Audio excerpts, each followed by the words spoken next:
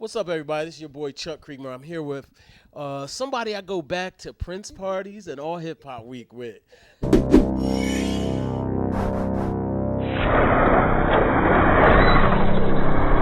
Liris Crosse. Yes, sir. Supermodel in the building. What's up, y'all? What's good with you? Oh, my gosh. It's been a crazy, amazing roller coaster of a 2019, but I am grateful and thankful. You've been doing some things. Yes, and I haven't seen you in a minute, so I'm happy to be here. Yep. Yeah. Glad to have you in the studio here at One World.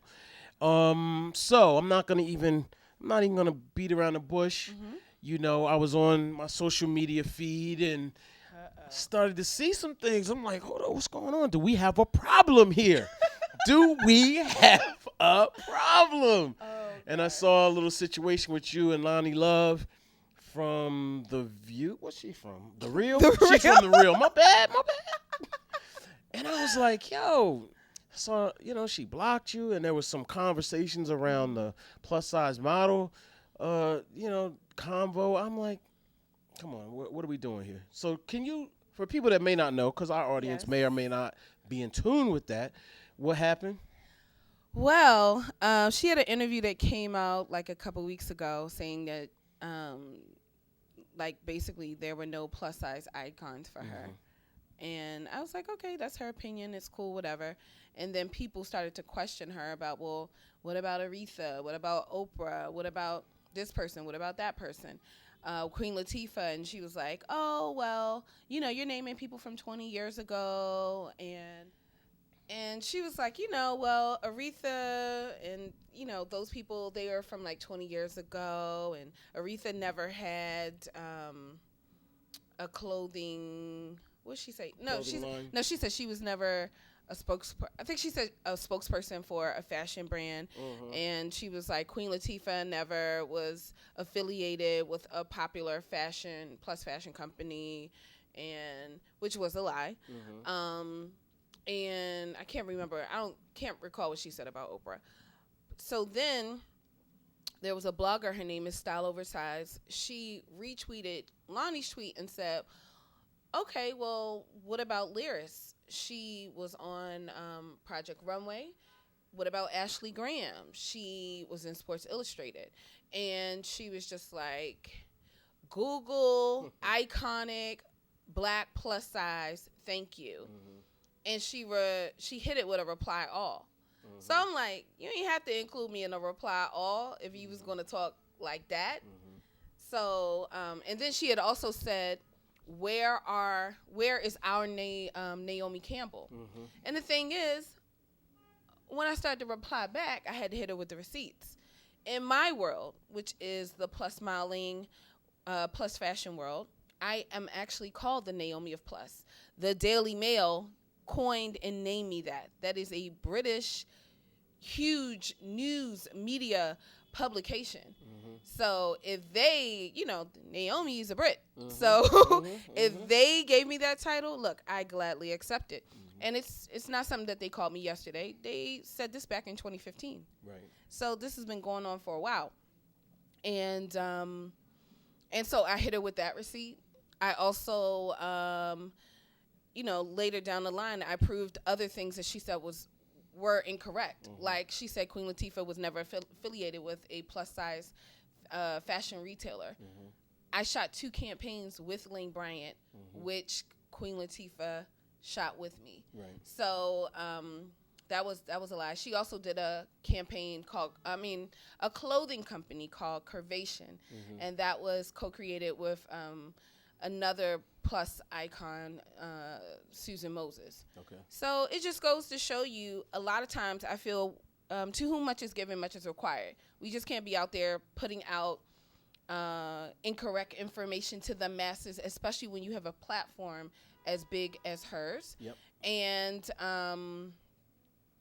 also I just felt like it was kind of like taking a slight at all of the black plus models who've been out there doing it. Yeah. I mean, you remember me from Jay-Z Do It Again video, Sim Simma, who got the keys to my Beamer, Lloyd Banks on Fire. Yep. I've come a long way. Yeah. And the thing is, even when I was doing those videos and I was much smaller, I was still on the plus board at my agencies. Right. And I still am. Mm-hmm. So Mm-hmm. I've been doing this for quite some time now, Mm-hmm. and I think we just have to respect the people who came before us. Right. I think now we're in this social media age where Mm-hmm. we just think history started 5-10 years ago. Mm-hmm. And it's like, no, there have been people who've been doing it without social media Mm-hmm. before you even came along. Yeah. What bothered me most of all was that she blocked you, Mm-hmm. and I was like, wait, she's actually educating you, essentially. Right. You're educating her, Mm-hmm. and she's blocking you from educating her. Right. And And I was- she said, "Oh, girl, when I get my own show, I'll have you on." Okay. And then she proceeds to block me. So how are you going, like, why, if you would want to have me on your show, then why would you even block me? Yeah, yeah. And I think maybe it was her pride Mm-hmm. that was maybe hurt Mm-hmm. because I hit her with so many facts. Mm-hmm. If you have to, just Google Liris Crosse and Lonie Love and you'll see it. Yeah, yeah. But I think that was probably it. I hit her with so many Yeah. facts and she was just like, whoa, maybe she felt embarrassed. I don't know. Yeah. But I really was trying to educate her and give her love. It's kind of like, you know, you have your clothing line that you're pushing out there for plus size women. Why would you disrespect the very women that you're trying to sell to? Because Yeah. I am in that sector and I've represented these women for quite some time.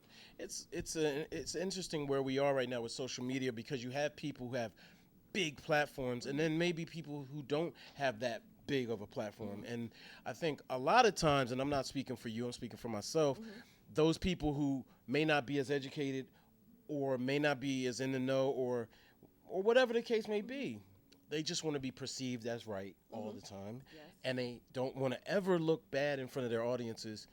And there's a lot of people who are better educated, and I don't mean school educated, it could be any form, Right. and are able to speak to the facts. Yes.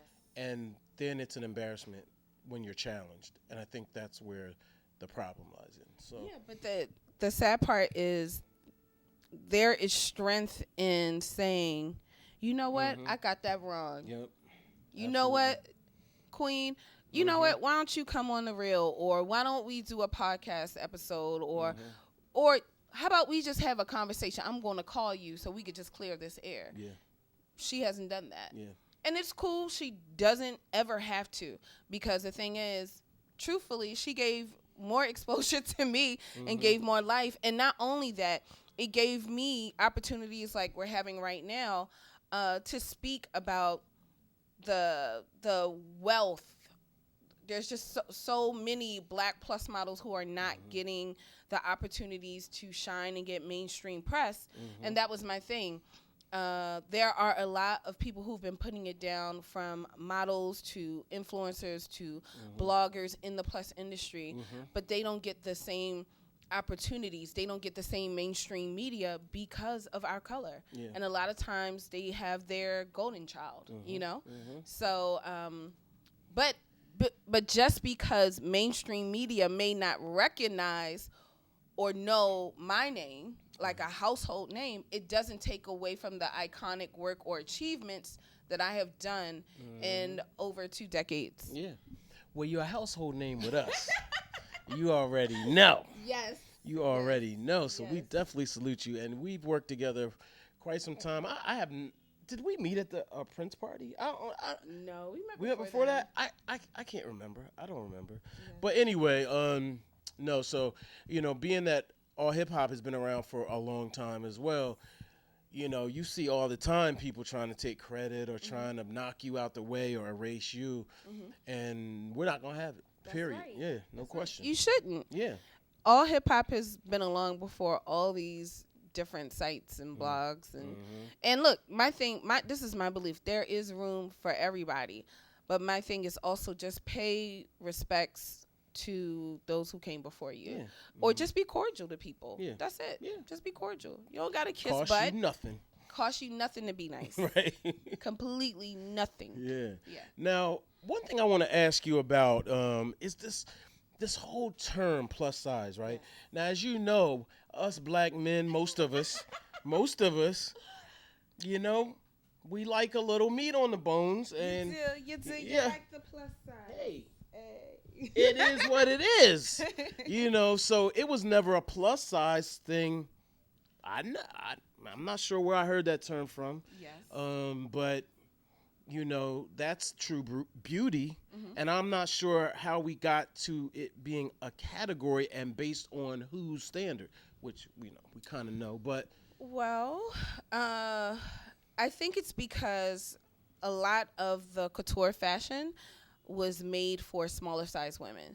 So anything that has literally been above a size 6 or 8 and above has been in the plus model category. Right. So when I first started with my agency, I was a size 8'10", and they had me in the plus category. I remember starting out in music videos. Really, back then they were using a lot of models from agencies, but they were very skinny. So it was a big deal when people saw me in the Sim Who Got the Keys to My Beamer. Because they were like, every time you say that, do you do the dance? Yes, kind of. I do. And I think it was because they were like, yo, who's this girl with these hips and this short natural hair? And they were like, wow. But, when you think about it, the work that I did with that, I remember XXL magazine had me in the Eye Candy Hall of Fame. And it's because of me just existing and showing up in those spaces that you then had other girls who came through, like Gloria Velez, Buffy the Body. The list goes on and on to the point where now we, girls are buying those curves to be in the videos. Build a body. Okay. I'm sorry. Let me stop. You can do your don't body shame however me. you want don't to. cancel me. Yes, don't cancel please them. don't cancel me. No, but truthfully, they are. That's what it is. Yeah. So so that's why I'm like, we just have to remember, just because now we have social media doesn't mean that like the revolution started 5 or 10 years ago. The revolution's been going on. Yeah, for sure. Yeah. Oh, wait a minute. You were saying other stuff. Oh, just so you guys know, plus size divisions at agencies start anywhere from a size 8. Usually it was 8 to 20, and now they're even doing some extended sizes. Okay. Up to kind of like a 22, 24. Okay. And I've always just embraced it because plus to me, plus size just means more. And I do have more meat on my bones. I got more hips, more booty, more tatas, all that good stuff. And I'm at peace with that. And one of the things that I actually wanted to get into music video modeling and the urban modeling with, like Mecca and Aniche and all, all those brands back then is because I felt that they would appreciate and celebrate and be more comfortable with my body and have stuff that fit me when other companies or brands or designers didn't have anything to fit me. Right. So we've come a long way because I remember it was hard for me at a size 10 to try to get some of these designers to even use me in a fashion show. Right. I remember coming to music video sets and I would bring my own clothes because I knew the stylist would never have anything above a size 6 to fit me. Wow. So these are the things that a lot of people don't know, but this is how I've been able to show up and exist in these different markets and work because, sometimes you got to bring your own clothes. Yeah. Sometimes you got to, go shop and get all this stuff just so you can make sure that you look good and you're able to compete with the same girl who's a size 2, 4, or 6 because you want to be the leading girl or you want to get that good clip when, when I was doing music videos. Right. The racism in this business. Okay. Again, the Kardashians and J-Lo are getting credit for booties and I'm so annoyed with it, and I try not to be the militant, angry black man about it, but I get upset because I'm like, yo, booties were there before J-Lo. They're better booties than J-Lo. J-Lo's pretty, she's beautiful, she's everything that they say she is, but she didn't invent that. And God, the Kardashians, let's not even get started. Yeah. They are very manufactured. I mean, it's just a fact. Mm-hmm. You know what I'm saying? If you look at the young girl, Kylie, I think. Yeah. Chick looks like a whole nother person. Yeah. Yeah. She does. So again, shout out, no knocking the hustle. Mm-hmm. But when you start talking about the mainstream, a lot of those people look at them as the definition of beauty, and it really does annoy me greatly. And as it translates into the modeling industry and other forms of beauty standards, it seems to be similar.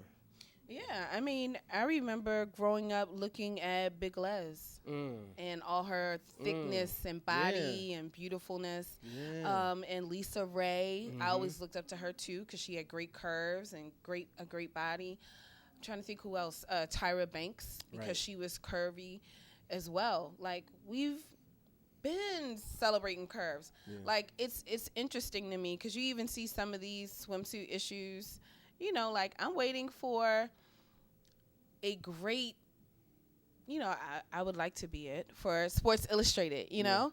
Like, we've been doing King Magazine and Black Men Magazine with fuller bodies for eons. So we need to be able to see that in, you know, Sports Illustrated and other magazines as well. Yeah. It's just like, we've been here. It's just interesting how a lot of times things that have been deemed ghetto or bad or not fashionable in society, when it's on us, it's not good. It's not a good thing. But then when it's on someone else of a different race, of a lighter skin tone, then, it's amazing. Yeah, you know, we've seen it time and time We've seen it with braids. Yeah. You know? What did they call boxer braids. Right. We're like, those are cornrows. Right. Oh, my God. We saw something with Tim's. I saw somebody with Tim's. They were posted up. I forget what it was some revolutionary look, but it was just Tim's. Oh, my gosh. But it was crazy. It was nuts. I mean, I guess this is the fight we have to deal with. Well, see, this is why I have talked about how we really have to continue to platform and celebrate our own. Like, think of the power that Black Twitter has. Yep. Black Twitter, really, if you want to, you can make new stars. You can position different people. Even the blogs that we read, you know, from the Shade Room to the Jasmine Brand, you know, different ones. If we really, like, yes, report the news, but how about you also take your power and give it to certain people that you see who are doing positive things in your community. Even if it feels like, oh, well, the people aren't reacting to the story. Figure out creative ways to make them react to these feel-good stories, and to position these people to then reach a new level of power. Right. You know, for many years we looked at what was it? Like the BET Awards, people would down it. And then when artists started to get, you know, not get nominated for Grammys, then people said, you know what, we're going to go appreciate our own. And now people appreciate the BET Awards a lot more than, you know, what they did in the past, because it's like, you know what, we should celebrate our own. We should appreciate that our people get us and they see us and they value us and they understand us and they appreciate our work. One of the things I always say is we're stronger together. Yeah. And definitely. If we really share our platforms and boost each other up, it can make a wave, like it's a big wave of difference. I hope we can do it. It's tough because everybody seems to be out for themselves. And I didn't know that we were out for ourselves until you hit a rough patch or you need somebody, and then you're like, oh, okay, you're not there for me. Yeah. I've been there for you, but now I need you, and now it's a whole nother story. So, most definitely. Yeah, it's tough. I think we just have to realize, like, I know it may sound cliche to whoever's watching the video, but really, like, I believe in God, and God is infinite, right? So why would I think if me sharing this casting or me sharing my platform, it's going to take away from me. No, actually, it's making room, even more room for me. Yeah, right. It's good karmic energy. Absolutely. It's just once you change your mindset about what is available to you and how just like life works, you'll become such a big giver and more positive, and you won't be afraid of anything. Because once you realize what's meant for me is always going to find me. Right. And truthfully, it really does. And that's like with modeling, we go to all these castings and you get no and no and no and no and no, and you get upset at times. But once you start to say, okay, that just wasn't meant for me at this time, or dang, it wasn't meant for me the past 3 years, but geez, okay. Right. But literally, something else will happen, and you'll be like, wow, that didn't happen, because if that would have happened, this couldn't have happened. And you realize, wow, I should really be thankful for that no. Right, definitely. And I'm telling you, everything works out for your good, and everything happens when it's supposed to. Well, the one thing I like about you is you create your own opportunities. You are heavy on the gram. I want to tell you that you probably don't know it, but dudes be sharing your posts a lot. I'm telling you. I'm letting you know. It's like an underground railroad. I'm telling you. They don't be liking all this posts because, they took away the stream, the notifications of, they took that away, but you can still see somebody if they liked it. You know what I mean? So they may or may not like the post, but trust me, there's like a whole underground railroad. Oh my gosh. It's funny because somebody told me, they were like, yo, you're heavy on Tumblr. And I'm like, really? This was like a few years ago. But I was like, really? I was like, I don't even go on there, so I have no clue. Tumblr's another and level. I know Pinterest. And but yeah, I mean, like with the insights on Instagram, you can see like, oh, this got shared such and such amount of times, but it's not telling you who's sharing or. Oh, you can see the Underground Railroad a little bit. I mean, it'll say like if it's sent to private messages. Oh. Sorry, y'all. It'll tell like this was sent 20 times or 500 times or whatever. Okay. But it's not telling you like. Okay. Chuck sent it to Keisha. Or Rob. Like, it's not giving you insights like that. Okay, that's good to know. But it's kind of cool because you get to say, oh, okay, they were feeling that one. Okay. Or not. Got you. All right, the other thing is you wrote a book. Let's pull the book out. Let's see the book. Yes, let's get the book. So, yes, this is my very first book. It is called Make the World Your Runway. Top Model Secrets for Everyday Confidence and Success. And the foreword is written by Tim Gunn of Project Runway fame. I recently became one of the first Plus models to win the model portion of Project Runway. That was season 16. And I just literally got another cult following. Some people may remember me from the movie The Best Man and in the Indian costume. We gonna get into that. Trust me. So it's like, I received this whole new cult following from Project Runway. Yeah. And Tim Gunn just really grew to love me while I was on the show. And he wrote an amazing foreword to my book. While I was on the show, people just were like, I love your confidence, your poise, your posture, and your positivity. And I was like, they were like, please be my mentor. And I'm like, I'm really booked and busy, so I can't be your mentor. Right. But what I did was I put those tips in the book. Okay. Because there are things that models do every day that I feel the everyday person, man, woman, boy, girl, can utilize in their lives. And I speak about, this is like the perfect book to minister to your inner beauty and your outer beauty. And, some guys might be like, inner beauty, outer beauty. Yeah, because men need to feel good. Men, you guys love your ego stroked. Like, for real. Yeah. For real. It's true. And when you feel good on the inside, it shows on the outside. And vice versa. Right. Think about when a guy gets his hair cut. Yeah. Man, he get his hair cut. Come out a whole new person. Woo, exactly. And when you look good, you feel good. But my thing is, it's not just important for you to look good. It's for you to feel good on the inside. So I talk about how important your passion is, finding your purpose. Right. I talk about positivity and how it plays a role in my modeling life and how it can play a role in your life. I talk about prayer. I'm Christian. So, and I'm not like a overly religious person either, even though I am a PK. You know what they say about PK's kids. Oh, a preacher's kid. Uh-oh. Uh-oh.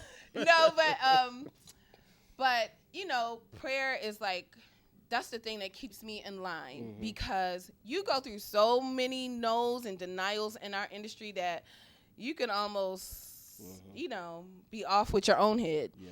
But God. And so I talk about that. Like, there's a chapter on your posture. Your posture is how your body is aligned, but it's also for the emotional and psychological. Who are you aligned with, and how does that affect you in your everyday life? If you really want to deepen your purpose and up-level your mindset, this is the book for you. It may be some things you're like, yeah, I already knew that. Yeah. But guess what? It's going to give you a reminder so you can really work on that. And then there are going to be things that you read in the book that you're going to say, I never thought of it that way. And that's why I love Make the World Your Runway. It's just been selling. It's available on Amazon. So go to Amazon, the Amazon site for your country, and get a copy of the book. If you want a signed copy, go to my website, which is lirisc.com. And it may take 2 to 3 weeks because your girl be booked and traveling. But I actually sign it myself, and that's why it takes a little bit longer. But it's actually on sale right now on Amazon. I still have my Black Friday sale going, so it's $5 off. Okay. Yep. You booked and busy. I sure am. So that way you can make the world your runway too. Let me look at the back here. Yes. All right. Okay. And I will say the picture on the front is pretty epic. Yes, it is. Yes. Call me Sunshine. Yeah. Dope. And I'm sure this is this my copy? That is your copy. All I'm right. going to sign it before I leave. Yes. Yeah. Yes. All right. I'm going to hold on to this. So, The Best Man. Yes.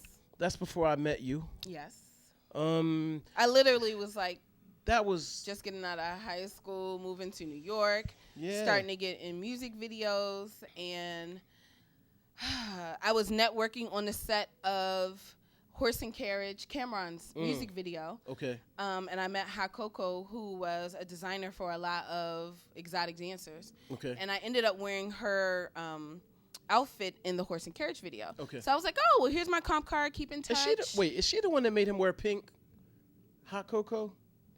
Made what? Is she who's that? Who is that? She's a fashion designer. Yeah, I think she's the one that made Cam wear pink.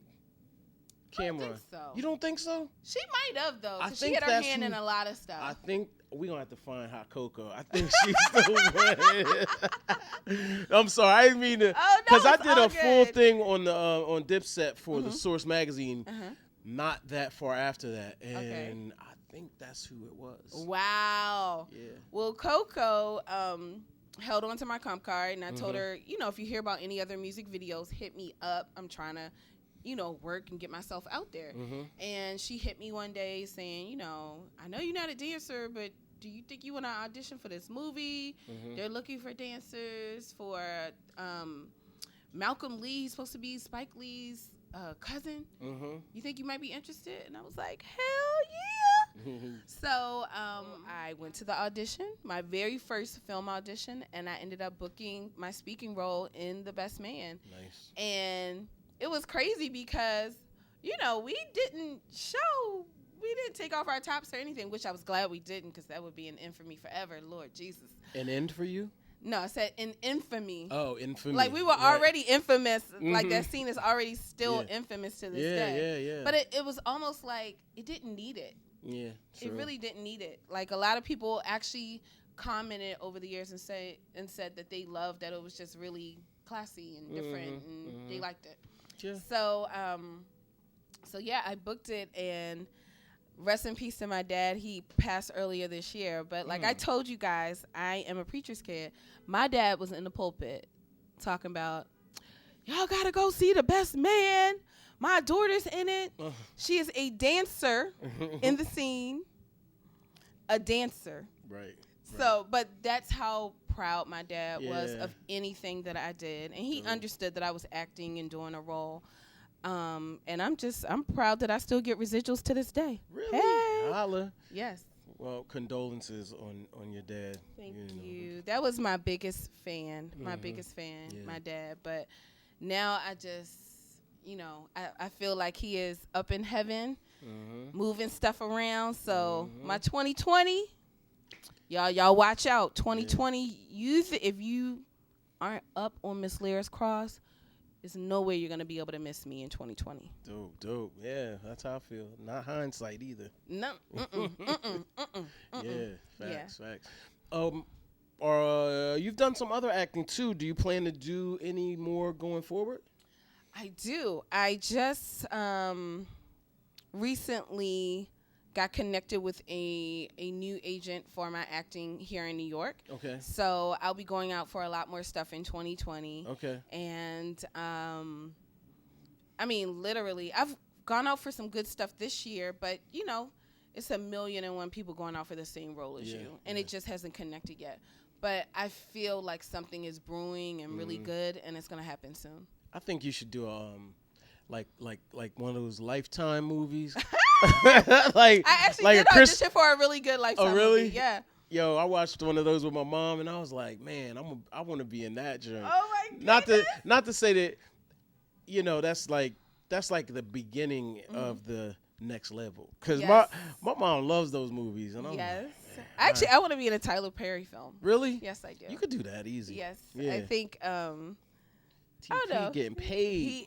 He is. I'm so proud of that man. Yeah. Oh definitely. my gosh. Definitely. I don't think everybody understood, but he knew what he was doing. He's changed the game. Yeah, definitely. Yeah, and he's really made us own our blackness again and really get into the business of things for ourselves. Yeah. And I appreciate that. I appreciate that. Now, one thing I didn't realize about you, and I saw it on your social, and I was stunned. One of those live moments, you were on the cover of a Pete Rock album.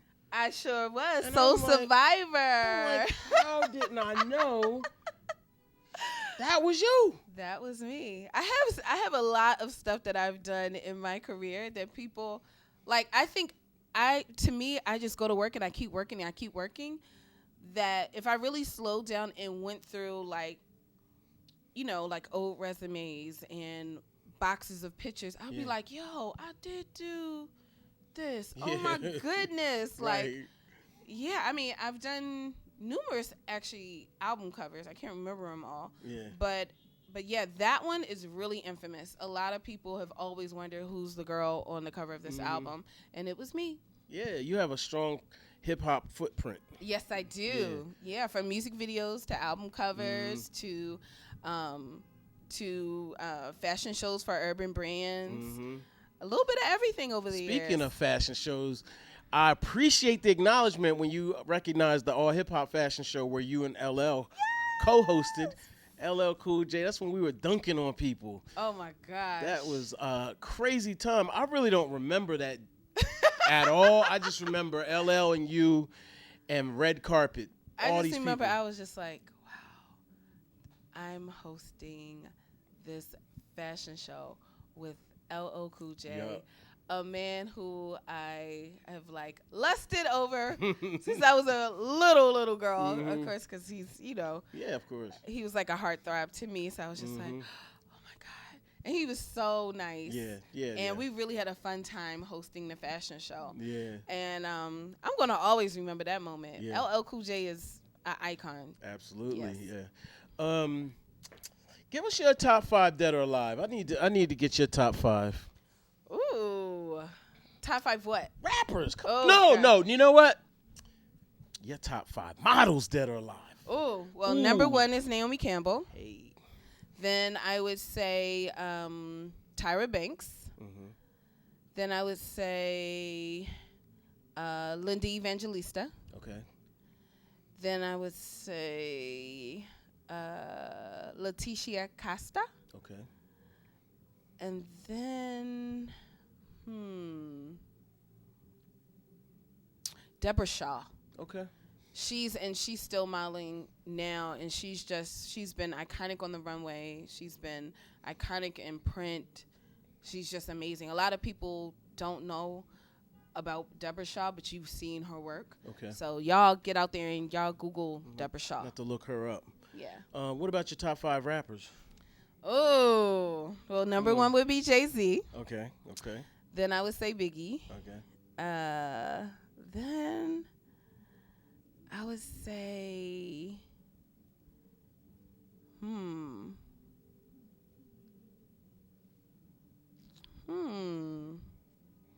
I would say Little Kim.